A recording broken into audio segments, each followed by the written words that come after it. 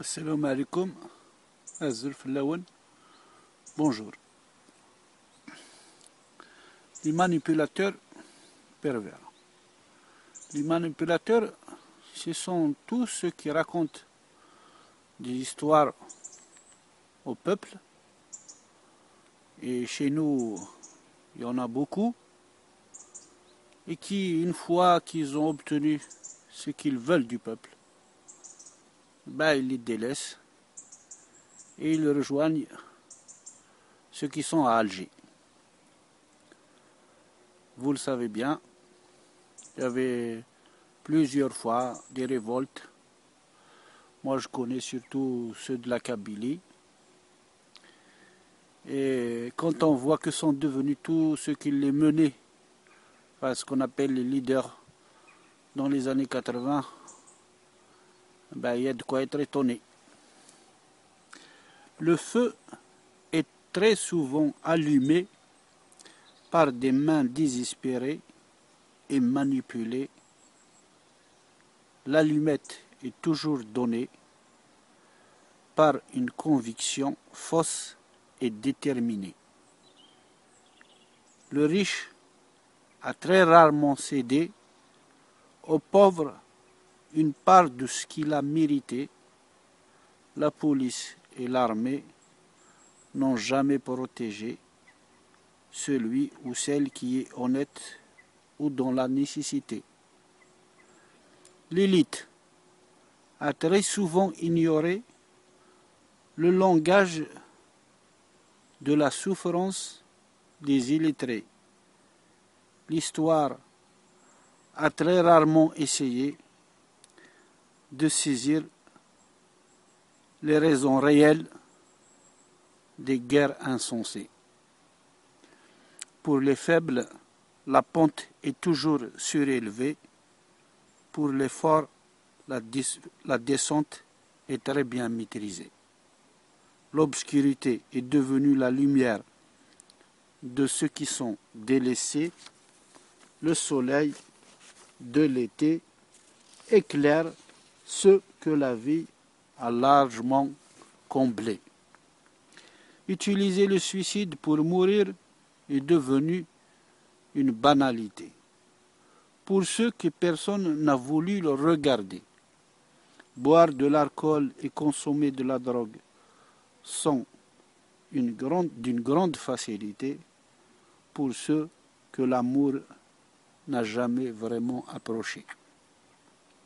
La folie est hautement désirée et parfois même préférée par ceux que les soucis de la réalité n'ont cessé de tourmenter. La prison est devenue un lieu cherché et apprécié par ceux que la société refuse d'intégrer. Le crime est un moyen légalisé, voire constitutionnalisé, dans les mains de ceux qui le pouvoir a hypnotisé. Les mensonges, l'avarice et l'hypocrisie sont adorés par ceux qui sont convaincus d'avoir une noble destinée.